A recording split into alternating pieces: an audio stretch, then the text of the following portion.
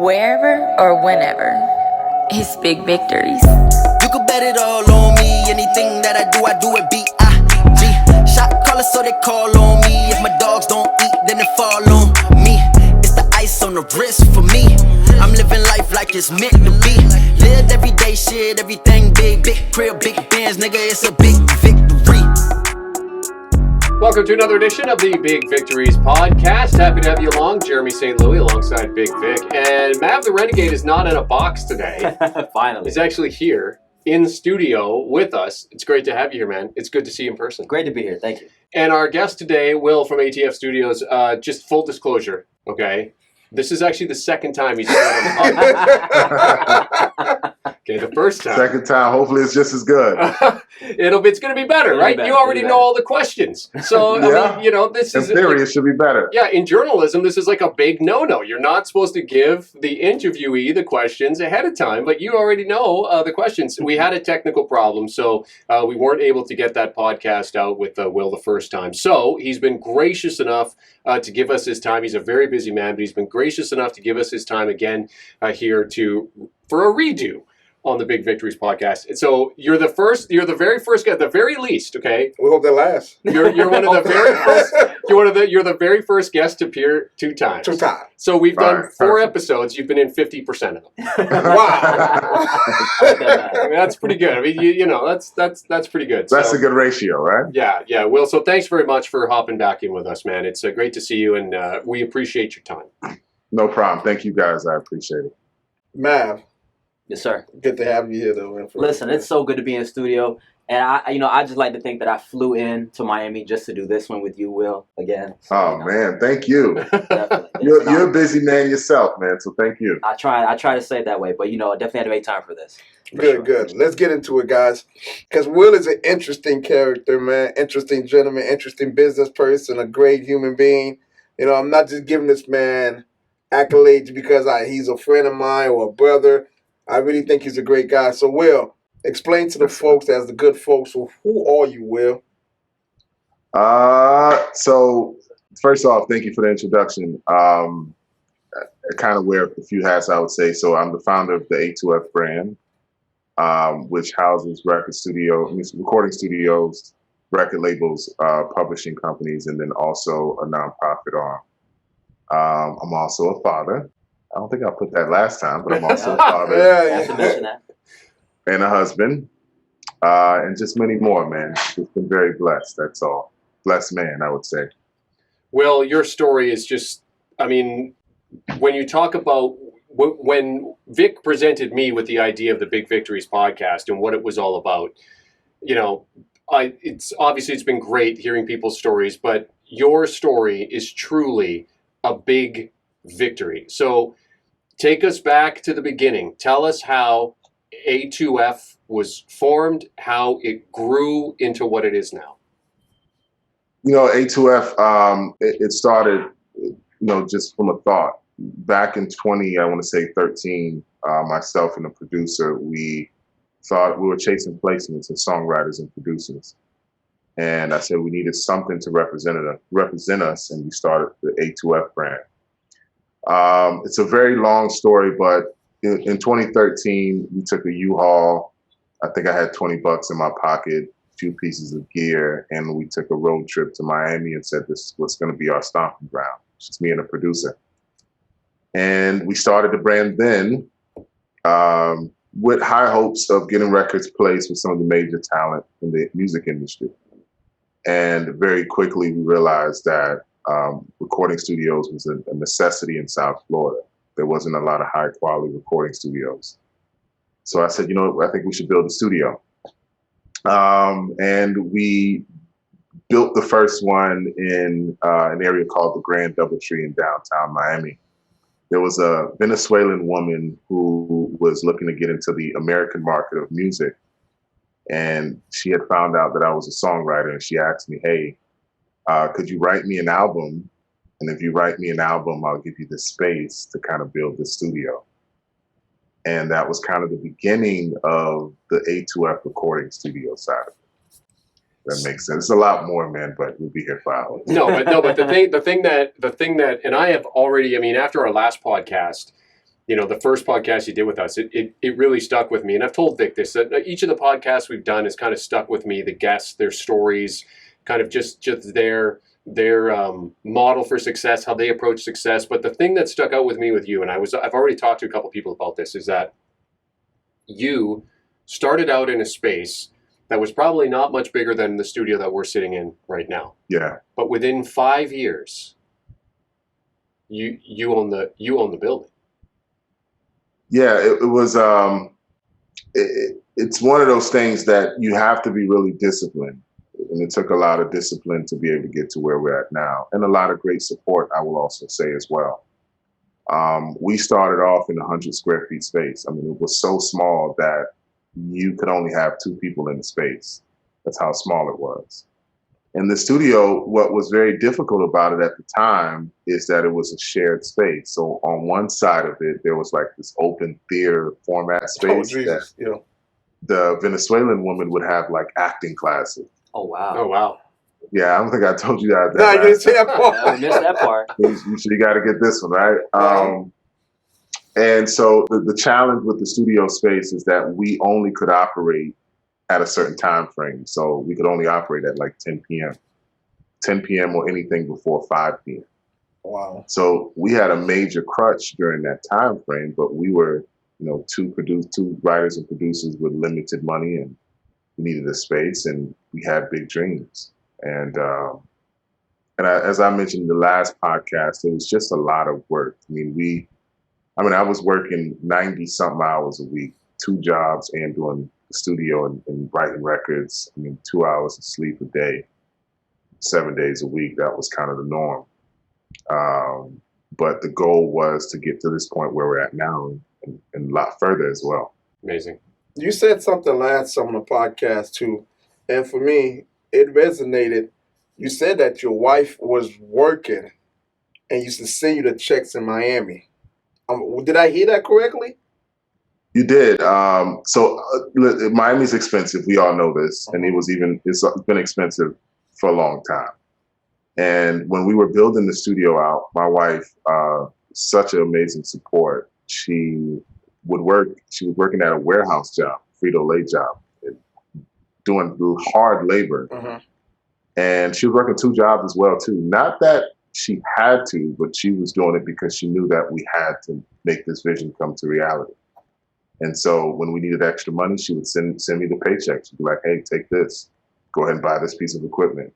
And that level of support, to this day, I'm so grateful for. Man. And I wouldn't be here if it wasn't for her. That's a ride or die right there. Sure. Yeah. Man, that's crazy. Wow. And these days, man, I'm gonna ask a girl to buy me. I ain't gonna get into that. She told me no before I even asked. You asked her to buy lunch, huh? Yeah, forget the lunch. That was a snack. Chicken and cookies. Mind you, listen, this is a quick story. Took her to Palm 112, bought dinner, spent about $600, and then came back and said, "Hey, man, listen, can you pay for the parking?" She looked at me like, I ain't paying for that. Wow. Welcome to Miami, bro. Yeah, welcome to Miami. That's why I know. I'm like, wow, that's good. Okay. You're not in Ohio, bro. You're in Miami. Yeah, You're in Miami, bro. But getting back to Will, there's something that I'm glad Mav is here today in the studio, because before the show started, y'all would talk about equipment. To hear y'all 2 guys talk about equipment, how the passion you have about A2F, that made me really, was like, I basically chased this interview. It's like, I got to get this guy back on. This story has to be heard. And man, you can elaborate more on it for us, that, because you know Will as well. So get into it and explain to your relationship and what's going on with A2F. It's interesting. Something that I wanted to ask Will. I remember when you first initially invited me to the facility, and you were like, "Hey, we're gonna go to A2F." I had heard the name A2F. The name A2F was ringing in Miami for sure. This is probably about early last year. And I was like, what does A2F stand for? I went on the website and I just saw Addicted to Fame. But I know there's a deeper level to that. Could you delve into that and just give us an explanation of what A2F really stands for, what it means to you? Yeah. So the thing for us, there's always been this motto that we believe is to preserve culture, you must protect it. And the music culture has been not protected for a very long time. And when we came up with the acronym A2F, the thought behind it was take a negative connotation and make it positive. So A2F stands for Addicted to Fame. And the fame component stands for follow, aspire, multiply, and elevate yourself to be a leader in your community. And when we look at leadership, we look at leaders who truly want to protect that thing that they're focused on. And so, our brand consists of a tremendous amount of great leadership. And our goal, of course, is to preserve this concept that we have, that the music industry as a whole should have incubators for talent, to truly develop talent how it once was back in that Motown era of music, So Hope that sums it up. So good. So basically, what you tell me, your vision for A2F was what? And from the beginning, everybody has a dream and a vision. What was it really? The vision has always been incubation for talent. An incubator that's vertically integrated, that has all components of what a talent needs to be developed. So you have the recording studio side of it, which is the sanctuary for creatives. You have the publishing arm, which represents producers and writers and the business side of it. You have the managerial arm, which helps with the management of talent, and then the record label arm of it. We always wanted this one-stop shop, and all these arms should be able to stand on their own, and that's always been the focus. So what are some of the acts that you're managing right now? And because I do know your manager, the gentleman that does the management, Tom. Tom is a great guy, man. Him and I are close buddies, man. I like the guy a lot. Incredible, man. Tom is amazing. So what's some of the talents that are actually on the staff right now that you have? So we signed a few acts. There's Murder Rich is a group of twins from Overtown that we signed and managed. We signed and manage at the moment. We have Dominique Renee, singer-songwriter. Amber, she's also a beautiful singer-songwriter. And then Marcel Ledoux is also another singer-songwriter that we also signed. And at the moment, our Latin arm, we're getting ready to sign some Latin talent as well. So obviously, talent is subjective, right? I'm in a business, I'm in the same business, just a different sort of area of it. And one person might look at you and be like, yeah, okay, you've got talent. Another person might look at you and be like, no, that guy doesn't really have a lot of talent. I've been on both sides of that coin. So when someone comes to you and says like, look, I want to be in this business. I want to be a singer or whatever. Like, how do you measure talent for you? Look at it from various aspects. I think work ethic is one. Undeniable work ethic. I look at the reality distortion of the talent. If this is all they have and that's their mindset, this is all I have and I have to make it work, that's always a big key for me. In this music industry, people fail not because they don't have the talent, they fail because they have the lack of discipline and work ethic. And that's a big thing. I want you to say that again for me, man. That's very important. Let's slow that part down because a lot of people think people make to be successful overnight. Say that for me one more time. Yeah, people fail in this industry not because of a lack of talent. They fail because of a lack of work ethic and discipline. This is the only industry, I think I said it last time, that a person can wake up and say, hey, I'm Michael Jordan, and believe it. You know what I mean? You did say that. And they have not put in the work to do it. This is the only industry. You cannot go to tennis and say that you're better than Serena Williams unless you have the resume. You have to put in the work. In this game, it's a popularity thing. And so when I look at talent, especially producers, writers, and artists, if I'm signing you or I'm doing any business with you, you have to have, and if I can outwork you, that's a problem. And there's not a lot of people that can outwork me. So, so you have to really grind. So when you look at talent, then, you're not just looking at the actual physical talent, the gifts. You're looking at the work ethic that's associated with that. So are you more looking for someone that you can see as a legacy artist or someone that can hit? Legacy is really big for me because it's a journey. To build a talent, it takes a village to build a talent, and it takes time, especially legacy talent. So we have to have that understanding that we're kind of married to each other for some time. So we have to really understand each other and understand the journey that's ahead. So for me, it's all legacy. I don't think I think the music industry as a whole has created this concept that you can just hit and then you're going to be here for a long time. You know, I think I said it last time, where's the Beyoncés of the world? Right. Yeah. Right. You know? Okay, so with that in mind, okay, how hard is it to manage that type of expectation given the way that the music industry is today? Because as you said, where is the next Beyonce? Where is the next MJ? I mean, we're looking at what, Lady Gaga, maybe something along Correct. those lines. Like what? How hard is it to find that legacy and manage that legacy talent when you work in a business that is now streaming? It's like Spotify. It's one hit wonders all over the place. It's extremely difficult because you don't have the time that you once had to develop talent. You have to be more efficient. So the process as a label has to be way more efficient than it once was. You could get an act and develop a talent for 6, 7, 8 years before they even see mainstream success. Not 6 months? Now you have 6 months to That's all you really have, 2 years max, and then that artist is starting to think that you're not doing enough for them. You know? Then I get back to something, and I want you the perfect guy to ask that question to. Define a manager for me. A music manager. A great question. You know, a music manager is not your bank account. So let's make sure that's clear. Say that again. They're not your bank account. They're not the ones funding everything for you. Your manager is there to enhance whatever you already have in place. So, you know, your manager is there to strike deals, use their relationships, their core relationships to help elevate your career to a certain extent. But they're not here to build your career. They're here to enhance it. And so many acts fail to realize that if you don't have nothing to manage, you don't need a damn manager. You know what I'm saying? Say that again, please. Yes. Amen. Say that again. You're making it repeat a lot. You got me sounding like a pastor. It's got some words of wisdom in here. If you don't have anything to manage, you damn sure don't need a manager. You need to manage yourself because, you know, your managers gets anywhere from 10 to 20% of whatever your revenue you get. If you have zero coming in, they're in the negative, you know? And the thing about what people fail to realize is that time, you can't get that back. That is, to me, time is the most important commodity. And a lot of these talents, whether it's writers, producers, and artists, they're not working enough to put situations on the table.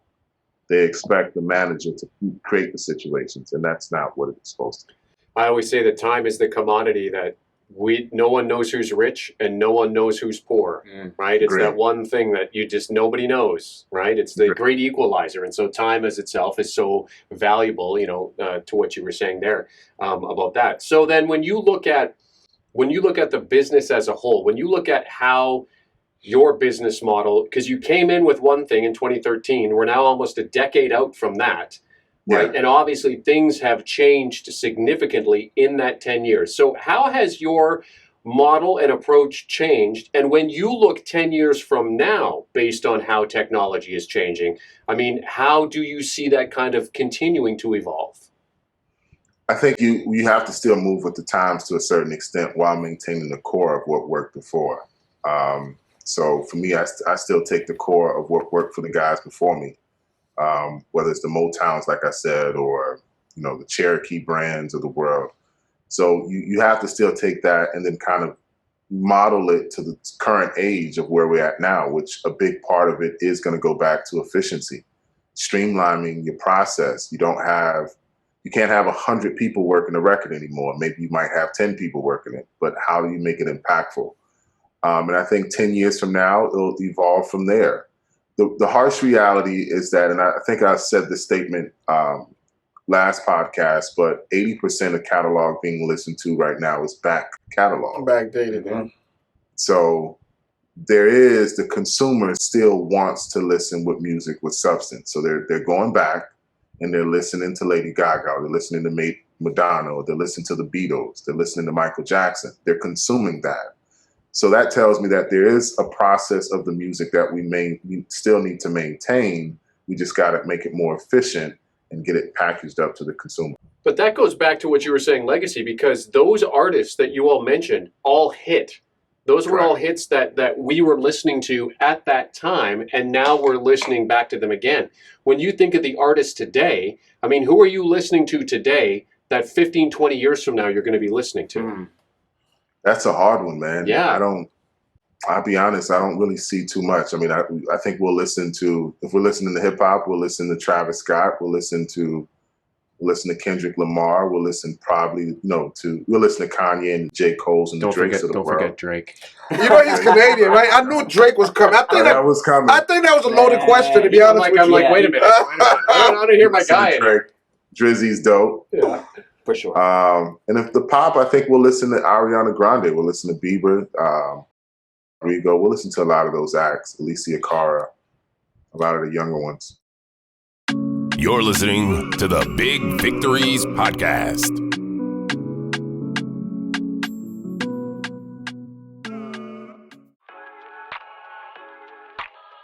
I have 20 acres of hemp planted in Virginia, and I use this product right here, man. Bam, FX. This is it. You got to put this on there, on that plant. Just bam.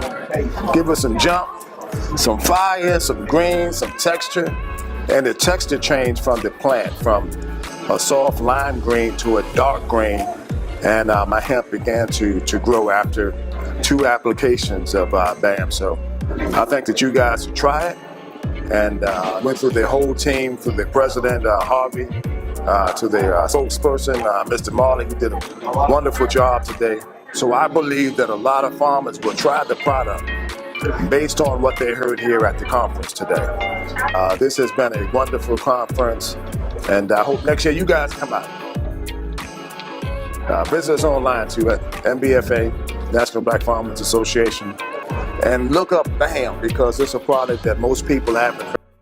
This podcast was recorded in Miami Podcast Studios. Call us now for booking, 305-968-5366 for all of your video podcasting needs.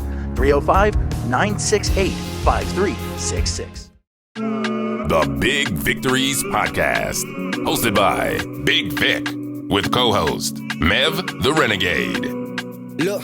Every morning that I wake up, now, Will, you're going on and you're naming a lot of big names, and I think we would be remiss just to talk about your legacy. Next year, you'll be celebrating 10 years of A2F. Yeah. Within those 10 years, can you? Yeah, for sure, we got to clap it up. Thank you so much. That's great. That's a milestone within the you know how I clap my hand ashy, so I had to. I got some dust over here. But it's been 4 years. Man. 10 years. Yeah, but when you think back about those 10 years and you look back, can you just give us, just a quick laundry list of accolades and artists that you've been privileged to have in your facilities and work with? Great question, man. I've been super privileged. We won a Grammy. We have a Latin Grammy. Congratulations. Congratulations. Thank you so much. We were Grammy nominated. I think we're 4-time Grammy nominated so far. Awesome. We've worked with the likes of Drake. I know that's going to work for you. Yeah. Oh my God. So Champagne Poppy, let's go. Champagne Poppy. We've done everybody from Christina Aguilera, Daddy Yankee, Ozuna, Faith Evans. The list goes on. Future. Some of the younger guys, Kodak, Polo G. We've done the who's who, huh? The who's who, Wyclef Jean. We've done everybody, man, you can think of. You know, one of the experience that I had actually with Mav in studio, I remember we was working on a project and I saw Mav got on the board. I haven't seen this in a while because I used to own a studio back then. He sat on the board and actually bouncing stuff. Most engineers don't even do that anymore. He was using the analog. I was like, damn. And then, you got my little baby and the little Neve, and you know what I mean? We're going to talk about that. And I was so impressed with the fact that part of the music game has not died with certain people.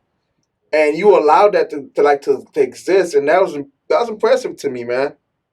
It goes back to what I said earlier. There's a component of it that you still have to maintain from what came before us. And then the studio side of it, studios, big analog consoles, and engineers doing full mixes on large format consoles. You have to preserve that. And I think I even told that to you, Mev, when I saw that. I was like, Mev, you're a real producer. You did say that. Man. Don't blow his head up now. I need him for the show. I need him for the show. So Right now, he's only existing on a Big Vic hoodie. Yeah, right? No, Mev is special, man. Mev is special. Super talented. So I wanted to ask you. You guys were talking about equipment before we came on. I mean, I don't know. You don't? No. Oh, okay. The only recording studios I've been in, I'm on the other side of the window. I'm not on the side with the board. I'm on the other side of the window. And so I don't. If you asked me what that board was, I would be like, I don't know. It's a bunch of buttons that I'm not supposed to press, a bunch of dials and stuff that I'm not supposed to do. So I want to know a little bit about the studio, your studio. You know, its reputation. What sets your studio apart? Listen, it's a very unique studio. This one, there's multiple rooms that we have in the space. First off, the facility really was built out of love. Every piece of equipment was handpicked by me. Some of the equipment, one of my consoles, a few of my consoles, I bought them years in advance before I even had a space to build it. Wow. One of them, the Icon console, which is the room I'm in now. Yeah. I bought that in 2015, I think it was, with my last $10,000, $10,000 to $11,000, and I didn't have a room yet for it, but I knew that I wanted to grow into a studio that was massive. Wow.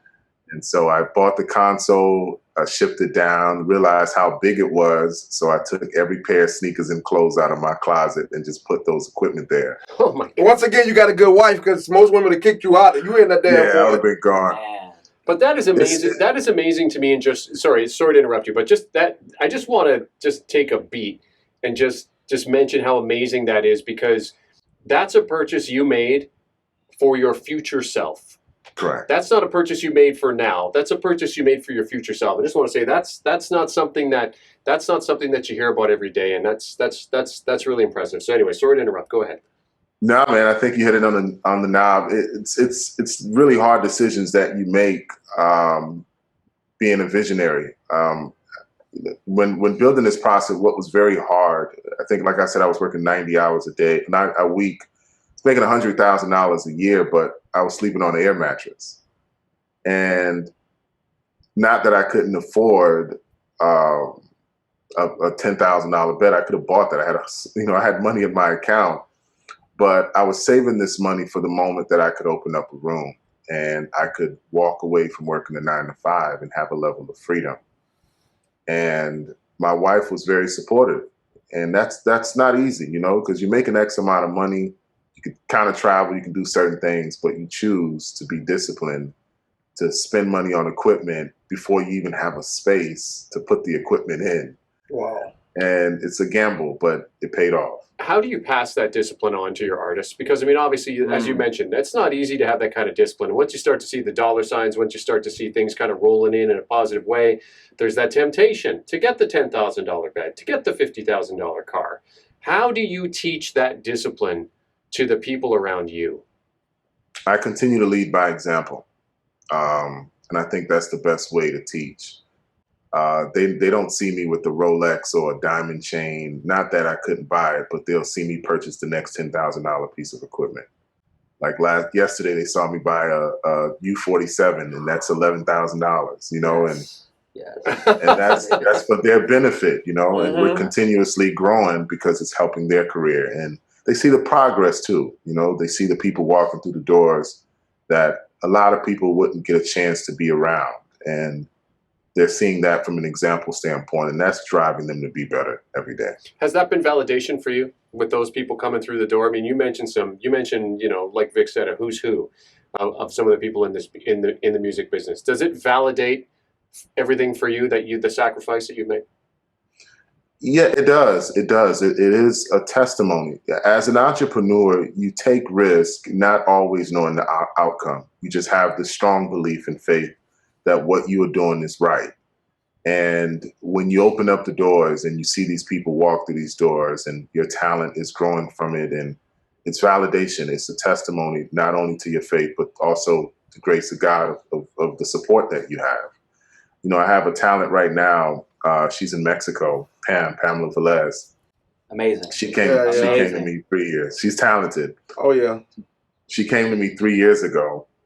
3 years ago, and she was talented then, and she grew very quickly within this brand, and she works with everyone. She won the Grammy with us, and to see her journey within that time frame is a testimony to the product that we have in the process. Well, you know what? You got something from my favorite artist. And last time we discussed it, so we're going to go back to it. Mm-hmm. Let's talk about those damn Michael Jackson speakers again. Tell them how you got those Michael Jackson speakers. So I had bought this console, the Neve console. The Neve console was from a studio called Cherokee Studios. And the first owner of it was Roy Orbison. I think I pronounced it right. Yep. And with these consoles, when they first came out, they were about $750,000. It was very expensive to buy. And, they'll kind of be passed on. So one person would have it and then they'll sell it off. And they went to Cherokee Studios, who recorded Michael Jackson on the console, Jimi Hendrix, the list goes on. And so I had bought that console first. We sat, and this was in 2018, 3 years before the room was ready.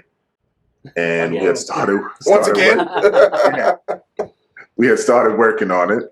And as I'm working on it, my tech is like, hey, man, I got this speaker that just came on the market, and it's one of a kind. And he's like, you might want to take a look at it. And I said, well, I'll take a look at it.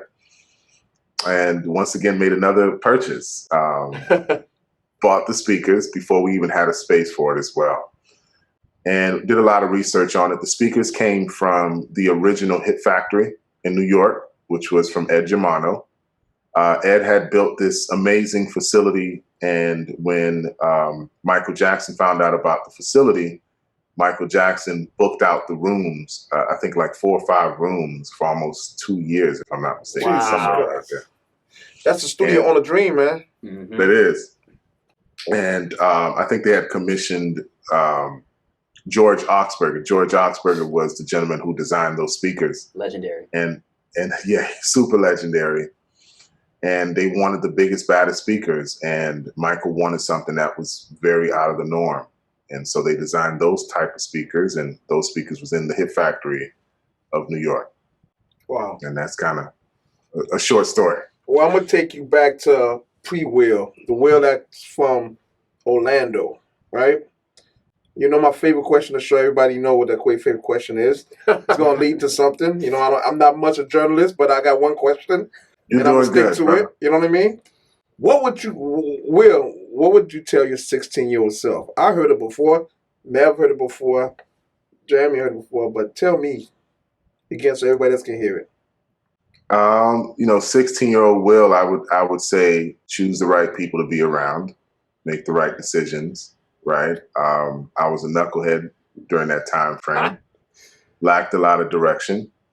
And I would say choose the right people. The right people will make or break your upbringing, and be the entrepreneur that you are now. I was always an entrepreneur.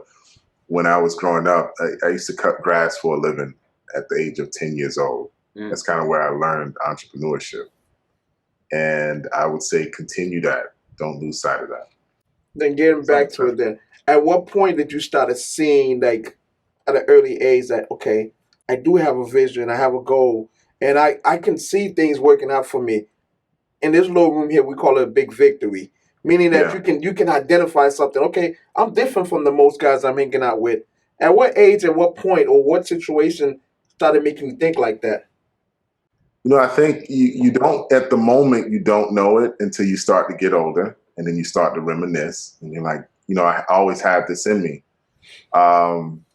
And I think 18 or 19 years old was a big transition in my life. I met this guy. He was a mentor, my only mentor I've ever had. His name is Leroy Phillip.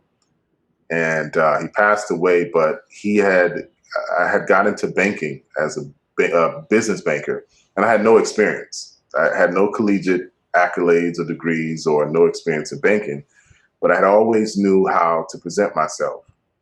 And I went into this interview, and this guy, I had all type of people, master degrees, and all of these individuals that had the experience for the role. But he looked at me and he said, I'm going to give you this job because, you have something about you that's different.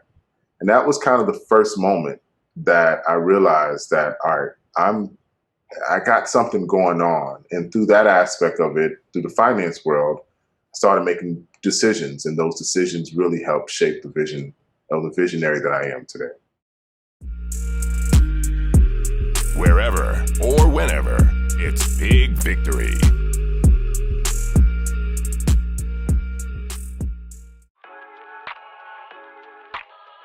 I have 20 acres of hemp planted in Virginia, and I use this product right here, man. Bam, FX. This is it. You got to put this on there, on that plant. Just bam. Give us some jump, some fire, some green, some texture, and the texture changed from the plant from a soft lime green to a dark green, and my hemp began to grow after 2 applications of BAM. So I think that you guys should try it. And went through the whole team, through the president, Harvey, to the spokesperson, Mr. Marley, who did a wonderful job today. So I believe that a lot of farmers will try the product based on what they heard here at the conference today. This has been a wonderful conference, and I hope next year you guys come out. Visit us online too at NBFA, National Black Farmers Association, and look up BAM because it's a product that most people. This podcast was recorded in Miami Podcast Studios. Call us now for booking 305-968-5366 for all of your video podcasting needs.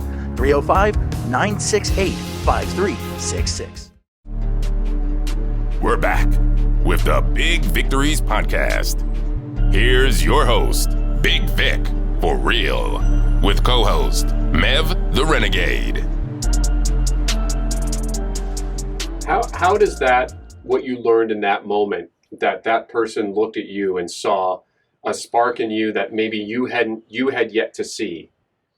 How does that influence how you look at people who come to you now?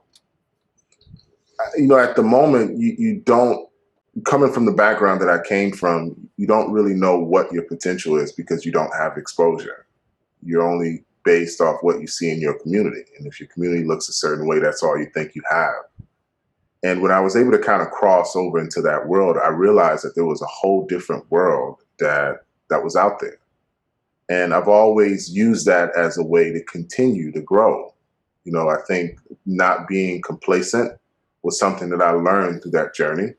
Also, I say it all the time, that reality distortion, that you can do anything you put your mind to, but you have to really believe that this is what you're called for. And I learned a lot of that through that process and through that journey. Well, then going back to your story, Will, is personal to me. Mm-hmm. And I'm going to tell you why it's personal to me. We share history of an island that's not that far from here. Yeah. And when I thought about the Big Victory concept, I really thought about creating the next businessman, creating the next great engineer. Not me, myself, but if we can get people who've been there, such as yourself, who had the hard life back then, met a great woman.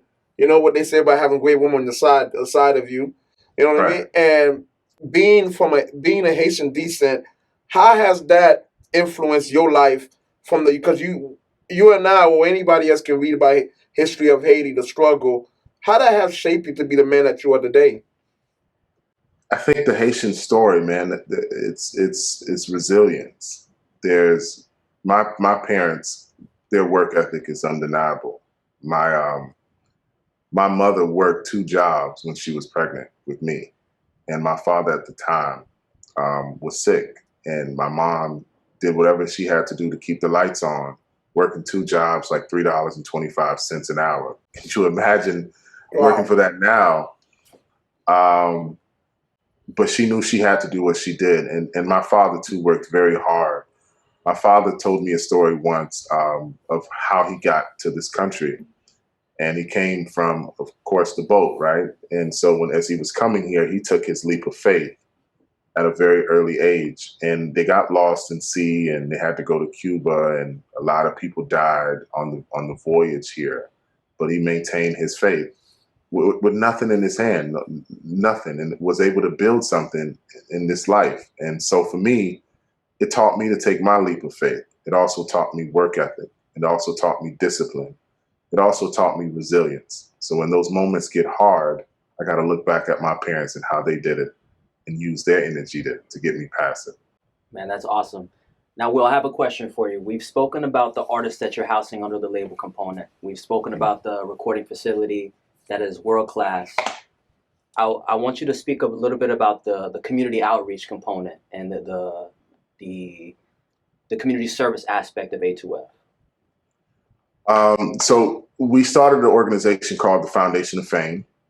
And a big part of it for me was to give back through creative arts. So this organization teaches creative expression, financial literacy, and we also pay them a stipend as well. That's awesome. To kind of teach them money management. Wow. And we started that in 2017, I think it was, in 2016. And it's literally close to my heart because I'm such a believer in giving back. You know, so, and that comes from my mother. She used to feed the villages back home. And we do owe you a scholarship. You know, I didn't forget it or trying to hide away from it. Jeremy. No problem. What are you looking at me for? I didn't do anything. No problem. Yeah, I miss. No, but we honestly, we do want to actually create a scholarship where the Big Victory podcast actually give back to select a student of yours and present it to them with the big check from the bank and everything, and it's not going to bounce. You know what I mean? Pennies. No pennies. But getting back to your family life, do you have any brothers, sisters, siblings, anybody that you want to give shout out to? Because we got another about 30 minutes. I'm not letting you go right now because we lost you last time. So you got me. I got three older brothers, and they all are doing well. But I also have, some brothers who've been around me for a long time. Not blood brothers, but I still consider them blood, how much work they put in. Tom and Gary, who's been a pillar for this A2F brand. Gary is the head of the publishing department and Tom is the head of management. And they've worked so hard throughout the years to get us where we're also at. And of course, my wife, Anna, as well, with her work ethic. Great. So this is, I like food. Well, so everybody know because look, my cheek fat. It's a shocker. Okay, hey, Jeremy. That's a Haitian thing. That's a Haitian thing. I'm shocked. I have to tell you. I'm shocked. Hey, Jeremy. I have to tell you. Remember that day we went in there? They made them chocolate chip cookies. Oh my goodness, those cookies. Those cookies. Hey, after the show we coming there, you gonna have some cookies? I got some cookies, man. Come on down. You get your chocolate chip cookies with your frappuccino. Yeah. Look at Jeremy. I feel like that's so crazy. Every studio in Miami has their staple. I won't name them, but the other guys have their lemonade and their sweet tea. And I just feel that you guys, your cookies. I like who is making those cookies? They're just perfect. Homemade, man. It's part of the sauce, brother. But you know something? I remember one day we went in. I think it was close to holiday. This guy was actually making a full meal. I remember that. But I got mad because the studio session was over, so I left before the meal was over. We was hungry. That's why. But I think that's a good thing to point out, though. Is just that community aspect. How important is that to foster that type of environment at the studio? It's really important, man. I think we have diversity, and so there's so many different backgrounds and culture within our team. And we're a pretty large staff. I think we're like 20-something, 24, 25. And we all come from different walks of life, but our centralness is community. And that's one of the things that you have to make sure you have a successful organization, because everybody comes from different walks of life. So I'm very big on community within this team. So, I mean, the podcast is about big victories, but you can't just have victories. There have to be losses along the way that kind of turn things for you. So, I mean, when you think about that, when you think about the steps back that you've had to take, what are some of those steps that come to mind that kind of help to, it's often said a step back is what propels you forward in the right mindset. So what were some of the big step backs that you had to take that kind of helped push you forward? It's been a lot, man. Every entrepreneur story has challenges and thorns. And we've had some. Just to be honest, when building out one of the rooms, so the Neve room, I ran out of money probably 3 or 4 times. before I was able to finish that room. And we're talking $250,000, $500,000 of runs. This is not just 50,000. You know, we put over $1 million in that room. Wow. And originally the thought was, okay, I could build this room with maybe $250,000, and realized that it was 5 times that. Jesus, yeah. And there were moments that I didn't know where the money was going to come from. You know, I've always been, you know, recycling money, breaking piggy banks to meet payroll, did the whole 9 to be able to keep this thing afloat. And there was times that we didn't know if it was going to survive, right? Because our expenses were pretty high. We looked for investors and those things didn't happen. And like I said, with the grace of God, we just kept pushing and with faith. But there's been some moments that it was to the core, you know? And obviously, you know, a lot of that goes back to the discipline that you spoke about, the fact that you had the discipline in order to get to where you are. So obviously those setbacks were probably better dealt with because of the fact that you had that discipline. Do you recognize that it is what that discipline, I can't speak. Do you recognize that it is that discipline that has kind of kept you above water when it would have sank other businesses, other studios? Yeah, absolutely. And I think walking by faith and not by sight is the biggest thing, knowing that there's light at the end of the tunnel, praying hard, you know. And I think having a religious background really taught me to really focus on the end goal and not giving up. You know, when you're being an entrepreneur, you will find moments that you are all alone. It's a very lonely road. And people will smile all around you, and your job is to make sure that they are taken care of, but you go home alone, and those battles are alone. And the only thing that can keep you fighting with your sword is your faith. And that was mine, and my discipline, of course. So Will, let's talk about discipline, because I think one of them, number one thing that I think everybody should know of that brings in discipline is money management. How important was it for you to work at the bank to learn about management and budgeting and everything like that? How does it play a role into actually running A2F now? It's extremely important. Cash flow, right? You learn that in banking. If you don't have if you have a negative cash flow, you're dead in the water.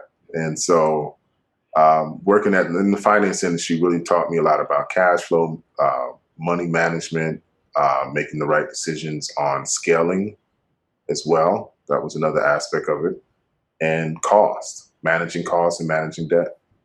It's amazing to me that when you look back, like when you hear the story and you look back and you hear you talk about discipline, the serendipity of somebody seeing something in you to hire you into the world of finance, which of course led to you learning about those very things that were going to keep your business afloat. Like, do you honestly, from an outsider looking at it, like, you are where you're meant to be? Like, it's so clear that this is exactly what you're supposed to be doing at the time that you're supposed to be doing it. Yeah. Like I said, I say it again, I've been extremely blessed. They say the steps of a man is ordered, right? Who would have thought that I would have got into finance? Wow. I don't know. You know what I'm saying? I knew nothing about it. I just knew how to sell pieces of candy, cut some grass. So getting into finance really was the beginning of where A2F is now.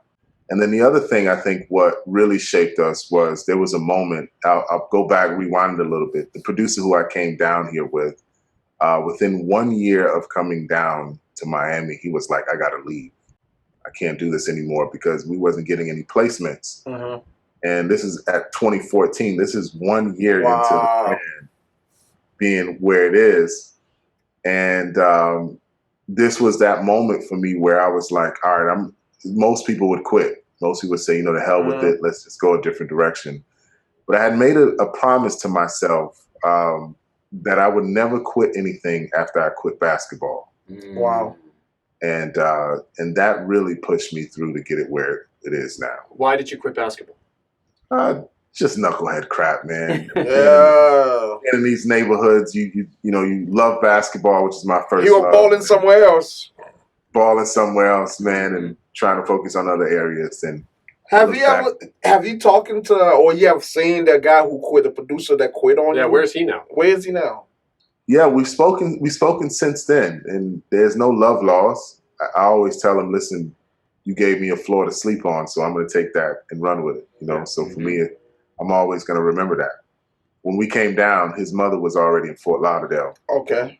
And for me to be able to do what I was doing, we shared the space. Of course, I paid rent, but that space gave us the ability to get where we were at now. And so I always remember that. And I don't have no hate towards him. We still talk here and there. Of course, he's proud of where we're at now, where I'm at now, and I'm proud of where he's at. I think he wants to get back down here, so he'll figure it out. I would too. Yeah. You know what I'm saying? I've had the good fortune to learn throughout my life. It probably took longer than it should have, but that as long as somebody doesn't do you wrong, it doesn't. Everybody has to walk their own path. You have to let them walk their own path. You can't make them walk in your path. They have to walk their own path, and as long as they're 100%. not doing you wrong by doing that, then you have to let them. Even if it's something that's going to disappoint you, that might set you back a little bit. It's not, as long as it's not malicious, you know what I mean? You kind of have to let them go. And that's kind of one of the things that story kind of reminds me of, that you 100%. You took that challenge and you ran with it, but at the same time, there's no ill will. You understood that person has to walk his path too. 100%. I have a question that's swirling over my head right now, and I do got a big head, so. I feel it. All right. I can hear it. It's bouncing like tennis ball. Yeah, the empty space. Will, put yourself in a position as a young manager, okay? Yes. When would you tell a young manager or a manager to walk away from an artist or a talent? At what point does it get, hey man, you need to walk away, cut tie? I think you got to really watch the discipline of the talent, the ethic of the talent, and the results of the talent. I'm okay with starting with a talent from ground zero, but if we have progress, that's measurable. Once again, the work ethic. If that talent is going out partying more than in the studio creating music, that ain't for me. Especially as a young manager, because the problem with this music industry is you get burnt out, and if you have one or two bad experiences, you're completely turned off. And so you have to really be selective of the talent that you are getting that marriage with on the business side of it. So any young manager, I would say, be very selective of the talent that you're going to manage. Also build your Rolodex of your relationships, because when you have that product, you need to find a way, the best way possible, to maybe walk that talent in based off your relationships, and also your business acumen. A lot of times in this industry, and I see it from some of the biggest guys, they'll put the homeboys that they grew up with from the neighborhood as part of their management or representation. Yeah. And it's honestly the worst decision that you can do. Because a manager is a liaison in multiple facets. And if you have to be able to walk in these rooms and get the best situation for the talent that you're developing or you're representing. And so if you don't know how to mirror some of these clients that you're going to be working with, or don't know how to convey the vision of the talent that you're managing, then you're failing the talent as well. So good answer. Then I go back. I got 3 questions, or three-part questions, because I'm a journalist now. I break news. Well, I say something. It's because you sit next to one. Doesn't make you, but okay. I'm a journalist. All right. So what you laughing for? All right. That's all seriousness. All right.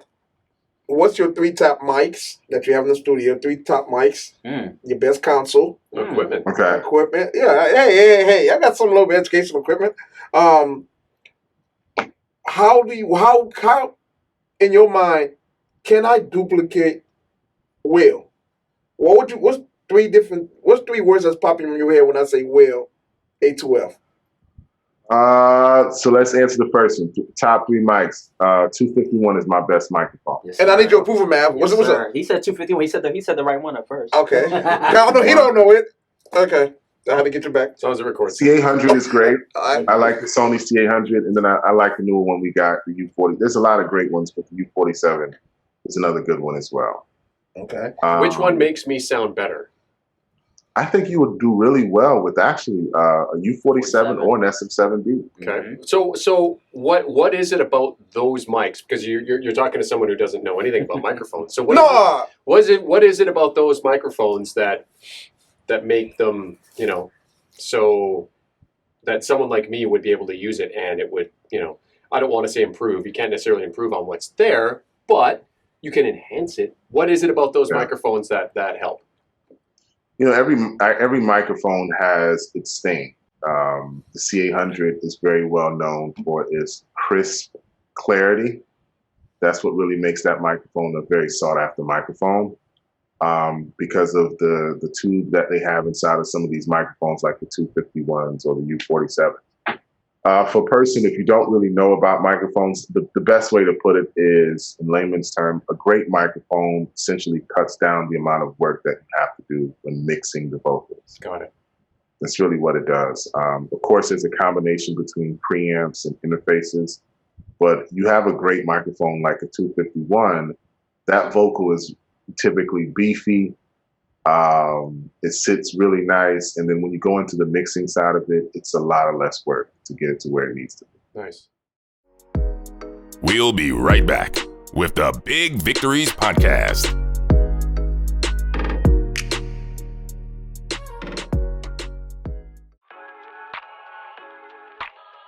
I have 20 acres of hemp planted in Virginia, and I use this product right here, man.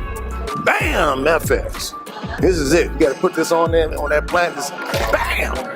Give it some jump, some fire, some green, some texture, and the texture changed from the plant, from a soft lime green to a dark green, and my hemp began to grow after 2 applications of BAM. So I think that you guys should try it. And went through the whole team, through the president, Harvey, to the spokesperson, Mr. Marley, who did a wonderful job today. So I believe that a lot of farmers will try the product based on what they heard here at the conference today. This has been a wonderful conference, and I hope next year you guys come out. Visit us online too at NBFA, National Black Farmers Association, and look up BAM, because it's a This podcast was recorded in Miami Podcast Studios. Call us now for booking 305-968-5366 for all of your video podcasting needs. 305-968-5366. Welcome back to the Big Victory podcast, for real. So, second part of the question. Yes, sir. Counsel. There's still a lot of great consoles that I probably haven't used yet, I'll be honest. The SSL is great. That's the one we have. Which one in particular? Which SSL? The SSL 6000. Got you. Yeah, that's really good. And then the Neve, I really like our Neve console. There's a lot of great ones. Neve 80 series consoles are great, the 8078s. Then you also have the SSL 9000. Those are also great consoles. Big console. Big boy console. Yeah. Big boy console. So the third part of the question. 3 words that come to mind when somebody say will. If I look outside yourself, right? If you have to describe you, 3 words. I should ask you that question, man. I don't know. Maybe I should ask you. Each one of us going to pick a word. You, Jeremy, what you think of will to spark through conversation? Geez, that's hard because there's so much. I'm thinking complete, but I don't think that is a. That doesn't quite capture it, because one of the okay, I've got it. Deep.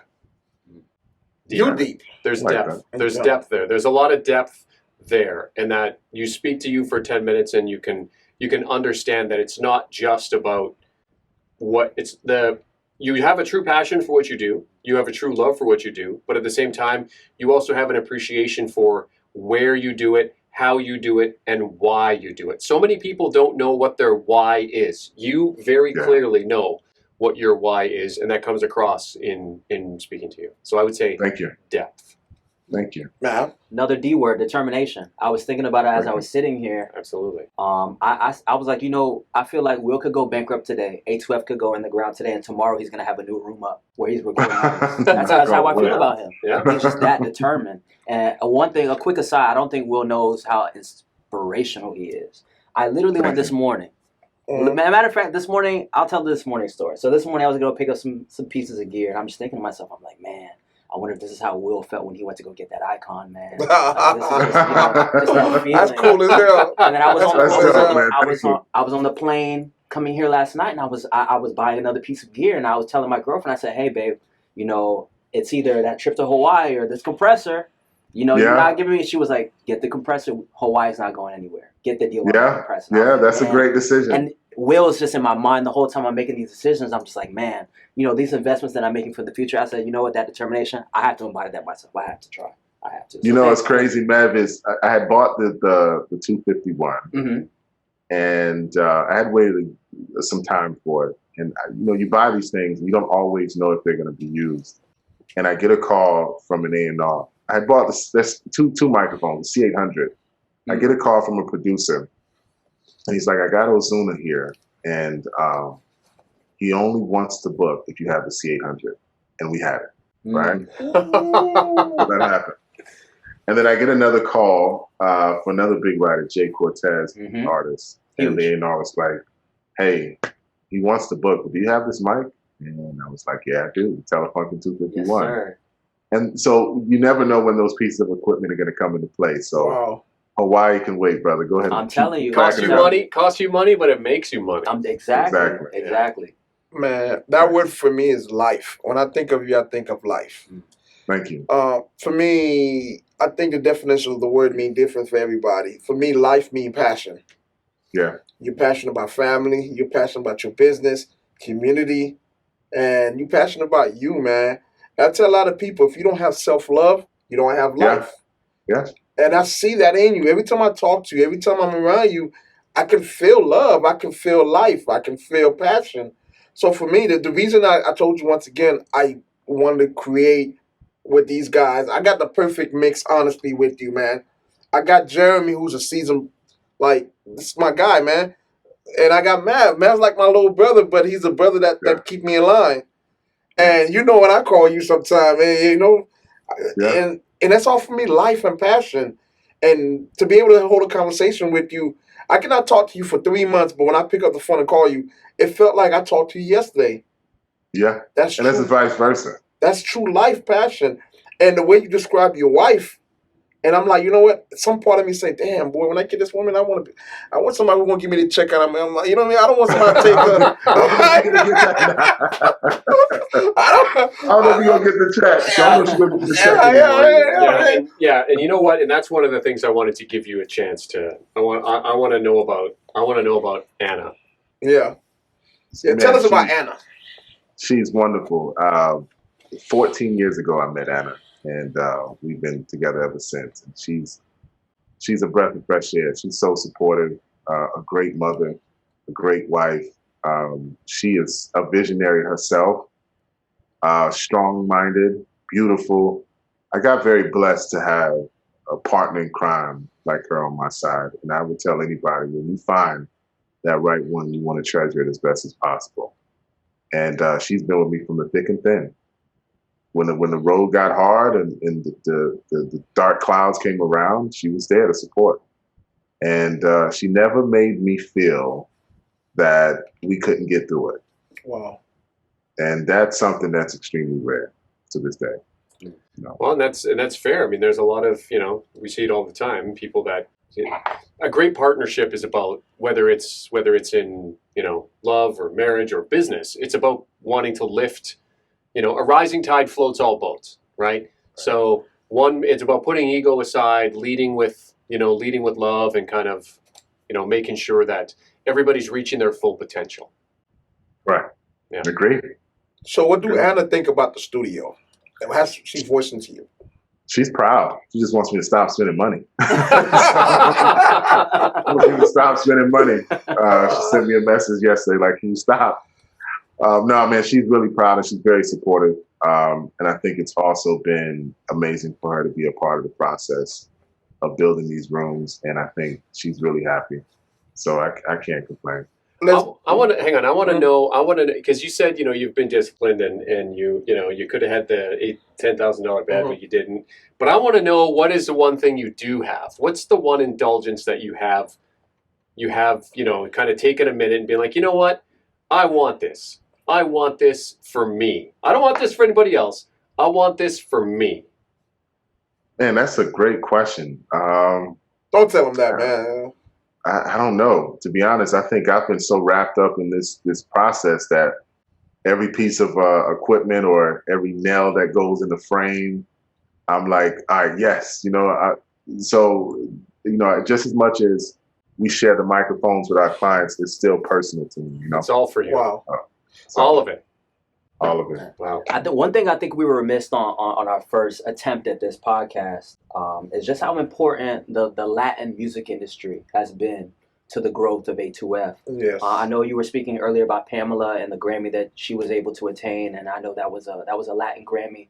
And I'm just sitting here thinking, my brother Vic and yourself are both Haitian, and on the opposite side of Haiti, you have a Latin country. So naturally, that marriage is there for you. How important is that to the growth of A2F? How important has it been? And looking forward to the future, just seeing the emergence of the Latin industry in Miami, particularly, how important has that been? It's been really important. When I first came here, the first thing I had told the producer was, we got to get into this Latin industry as a whole. And he was like, man, you're crazy. Because at this time, it's not where Latin trap is or where the Latin industry is. It was still kind of the reggaeton era. And I looked at the way Central and South America consumes. Always follow the dollar. That's the name of the game. Smart. Damn banker. And the banking industry, right?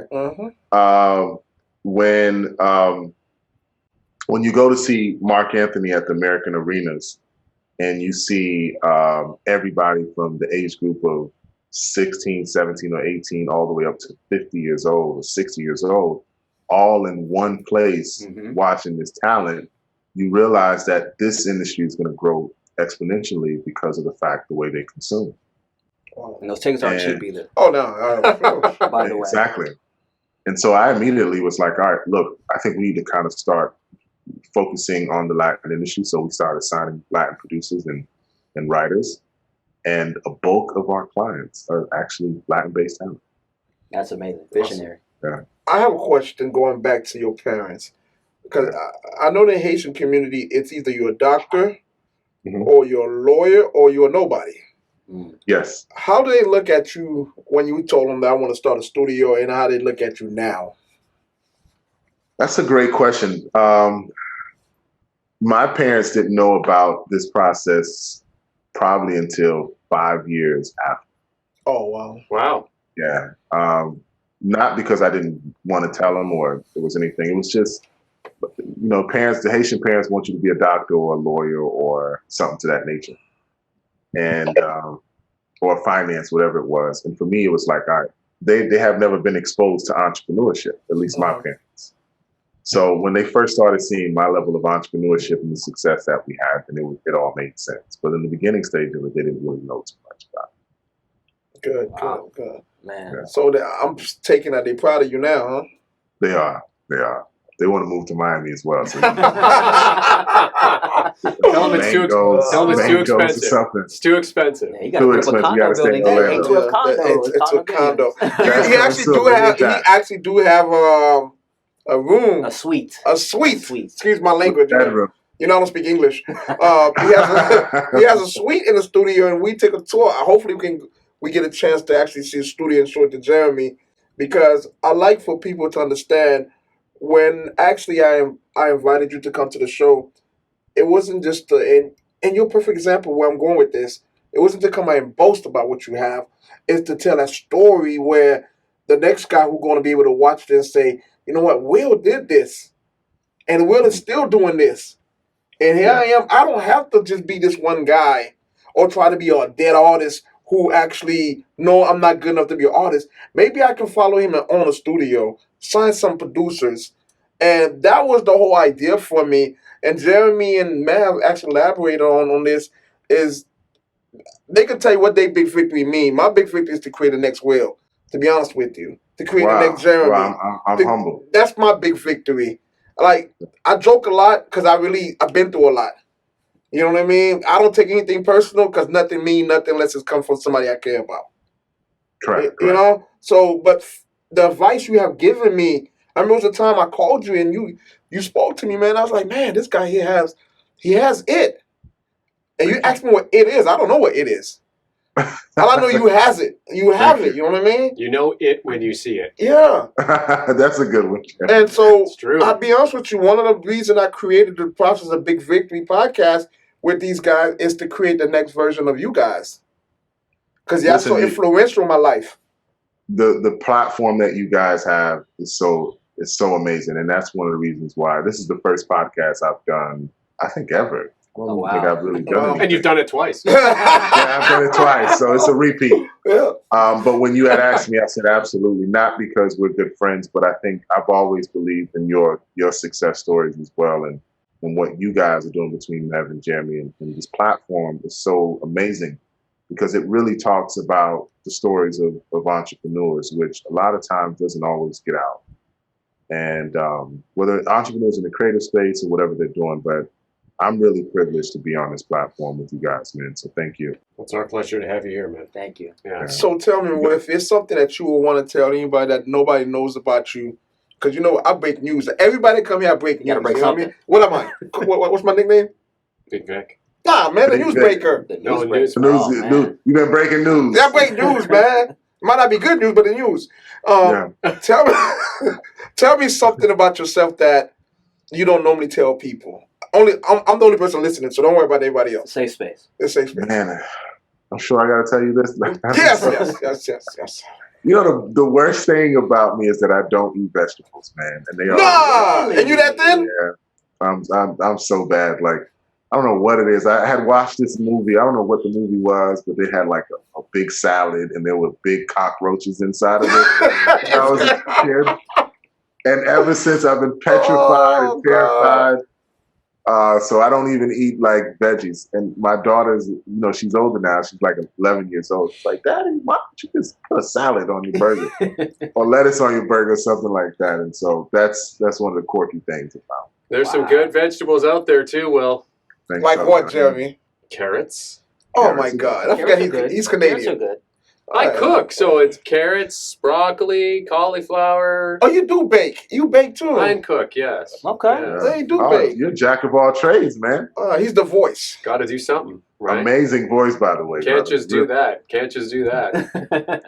Amazing So, Will, voice. Yes, sir. couple of things I want to ask you before we go. So, all seriousness, explain to me, Will, where the hell that determination came from, brother? I don't know, man. I would say first thing is God-given, I would say. I think for the most part. And then the other aspect of it, and I say it all the time, but I truly believe in the concept behind reality distortion. I believe that I'm the only person that can do the thing that I'm supposed to do. And if I don't do it, then it dies, you know? So for me, if I have to build the next barbecue truck a certain way, then it's only me that can do it. You know, and so for me, determination, I'm so determined to always get to the end goal. I'm so determined to push culture forward. I'm so determined to disrupt the current norm of what we look at in a positive way, not in a negative way, and create impact and legacy. Legacy is very important for me, man, like extremely. I always joke around with these guys and I say, you know, you become immortal by creating something that people can talk about decades and hundreds of years later. So what is your mark on earth? You got to tell your story. And for me, I have to tell my story. I have to write that book, and that book has to continue.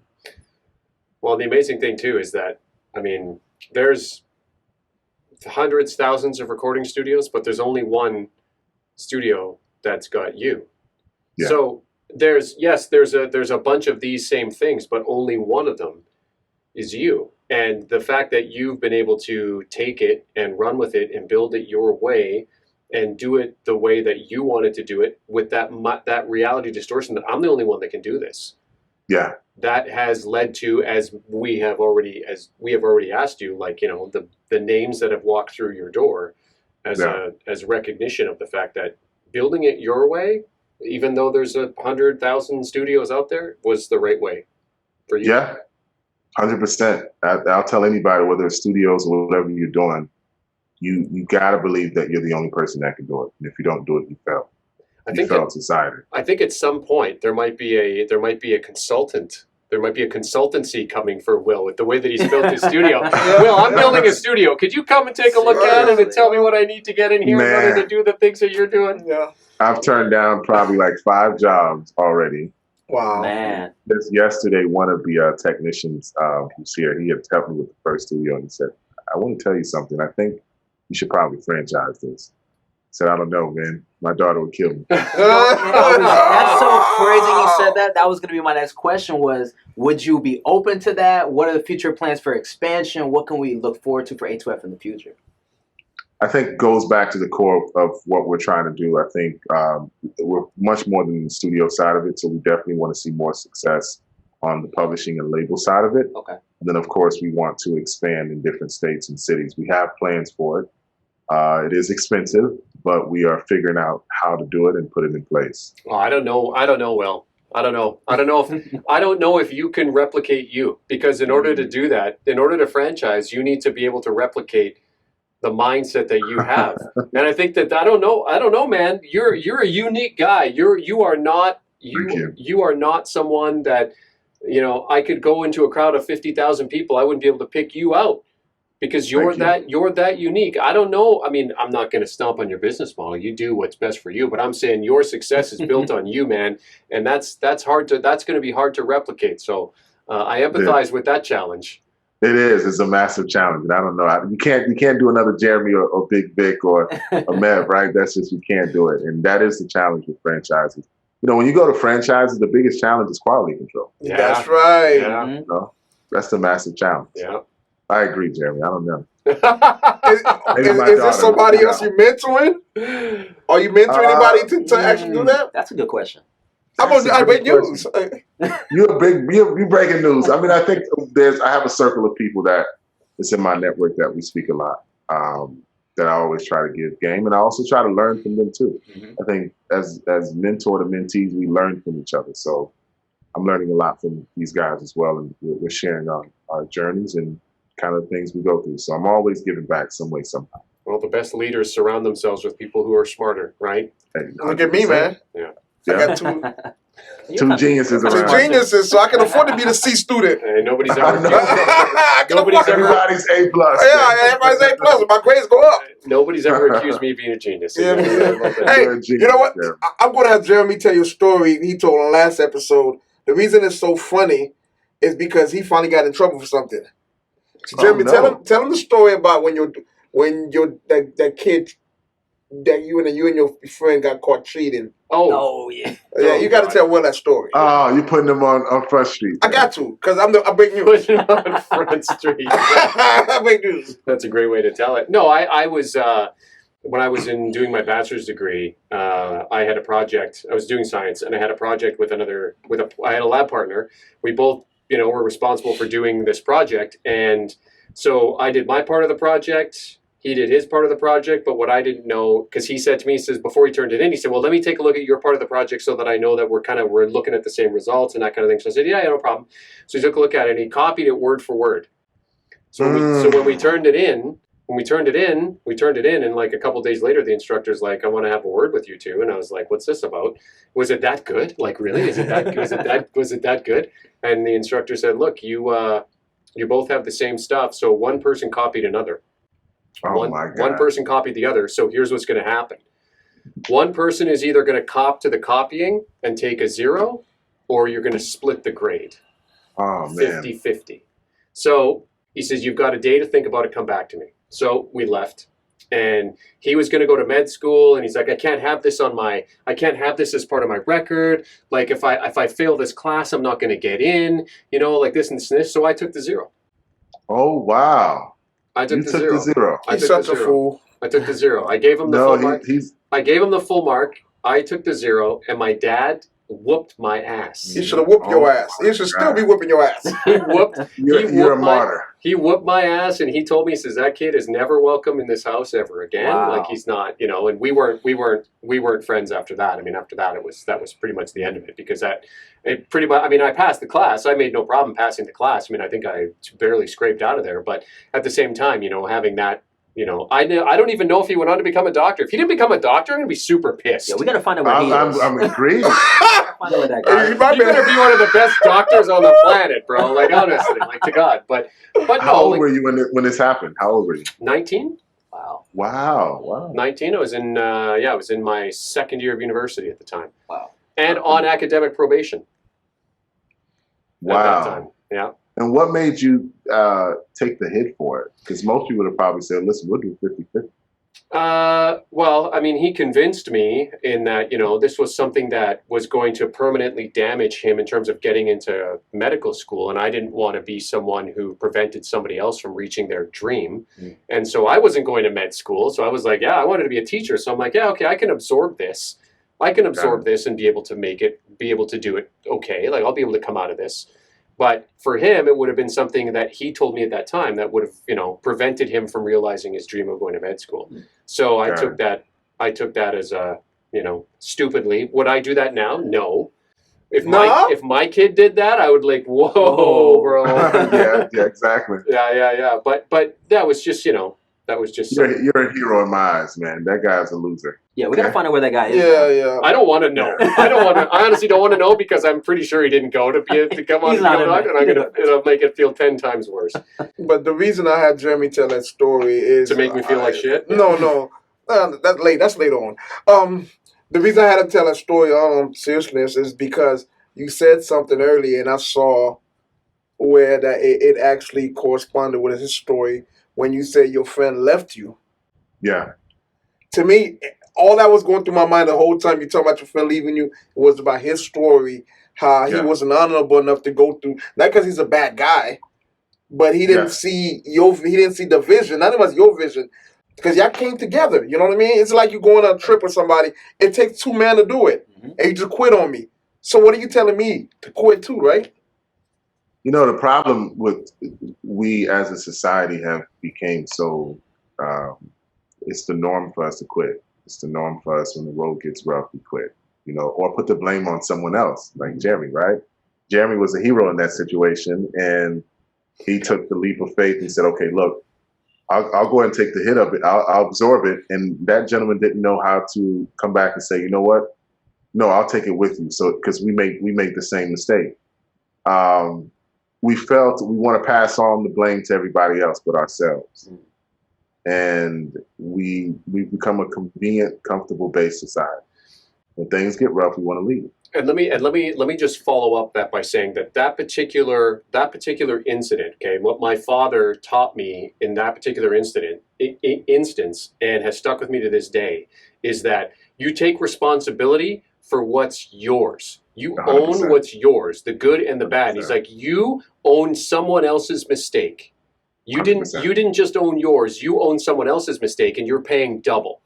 Don't ever let that happen again. Own your own mistakes and live with those mistakes, but don't own anybody else's mistakes. And I've taken that. I have been in situations where I have made mistakes, and I have owned up to it. I have owned up to it and said, yeah, this was my mistake, and I'll take the punishment for that. And you know, that was, at least that very thing taught me at a very young age, you know, to own up to what your responsibilities are. 100%. Only take care of your responsibility. No one else. It goes back to the artist. If the artist doesn't want it bad enough, or the creative doesn't want it bad enough, you can't help. Getting back to the point where it actually, like I said, I set stories up to actually get something out of it. It's the same thing for Mav. Like, I'm trying to get to the point. The reason I surround these guys around me, I seen Mav like beats that cost $5,000, $6,000, $7,000, $8,000. He'd give it away to artists, and I'm like sitting back here. The business side of me saying, "This freaking idiot." Like, but the human side of me is like, man, maybe he's seen something I don't see in the kid. For me, I have one track mind. I am the dumbest, smartest person you ever met. You know what I mean? I look at you, the way I feel about you. If I feel like you're gonna cross me, I ain't giving you shit. Yeah. But if I feel like you generally a good person, you can have the key to my house. But Mav don't do that. Mav he started with an A. Like, you know what I mean? He just gave away the tracks. I'm like, man, why did you do it? Explain to him why you gave away all your tracks last week. He said last week. Yeah. It wasn't last week. But no, one thing that I've come to realize, especially being at this point in my career as a music producer, is that, it's not always about the dollar. And if I'm always focused on the dollar, I'm going to let that come in between the creativity. Right. There was a situation where it was actually ended up being one of the biggest songs of my career. And because I was focused on that dollar, that song almost didn't come out. Wow. This actually happened 2 years ago. And they were like, Mav, we know your rate, but can you please, massage the number down? About a week later, I said, you know what? I'll do it for you. And that song ended up being on an HBO show. It was the intro to his album. Wow. And I walked in the record label and they said, thank you so much for doing that for us. Wow. And it's crazy because if I would have increased that price to my normal rate, I would have killed an opportunity and none of those subsequent things would have happened. Wow. So, sometimes you got to put the dollar behind the creativity and let the creativity come first. 100%. Firm believer in that. You gotta work the relationships. The relationships are actually more important than the dollar value. Way more valuable. So what does networking mean to you, Will? Goes back to just what I said. I think networking is developing fruitful relationships. In this game, you can have so much. You can have $1 billion and still don't make any movement in this industry, but you can have all of the right relationships and make more impact. So networking is key. Okay. So in closing, we got like 5 minutes left. I'm gonna let these guys take over. 5 minutes? Nah, man. You ain't going nowhere. Where you going? You gotta go back. What do you gotta do? We're going there. Coincidentally, I have a podcasting class, so that's... that's the class right here. Don't worry about it. I'm just joking. But go ahead. I know everybody has something that want to end up with Will, want to ask Will. So there's the opportunity. No, I have nothing to ask Will. You have nothing? I set you up, man. What you talking about? We've taken up 2 hours plus of his time, so I just wanted to say thank you, Will. Thank you, Will, for doing that, and I appreciate you. And I'm glad that we had the chance to have one conversation. I'm even more thankful we've had the chance to have two. So thank you so much for your time, man. I want to tell Anna thank you. Anna! Yes. Thank you. Tell her thank you for me. Tell her thank you for me, man. For keep you motivated. Keep going. Because what I heard when I would never had a chance to meet you. So tell her thank you, your parents, everybody else, your daughter. And Mav, we're not done with you yet. After the show, we come to your studio. So you can't get rid of me that fast. Mav, anything? Just continue to inspire, please. Please don't ever stop that. I know you won't because it's inherent for you, but, just continue to inspire because you inspire me. You inspire a lot of other people who mention your name often to me. And I'm just like, yeah, that guy, man, he's special. Thank you guys, man. And vice versa. You guys, I'm very privileged to be on this platform with you guys. And every one of you guys have an incredible story. So I'm taking that as well. And Jeremy, I'm taking that story too. I'm going to make sure I tell it my daughter. Don't take no hits for anybody. But listen, you guys are great. Thank you for inviting me to be on this platform, man. Once again, I'm very privileged. Thank you, man. Appreciate you, Will. No problem, guys. Y'all have a wonderful day, okay? Appreciate it. Peace. All right. We out. We out. Push hard, big body, bimmer. Y'all them love me one fin me like then a big bulldog. 4-4, air trigger. Any boy this will get him head top. Lift up in the push hard, big body, bimmer. Y'all them love me one fin me like then a big bulldog. 4-4, air trigger. Any boy this will get him head top. Lift up in the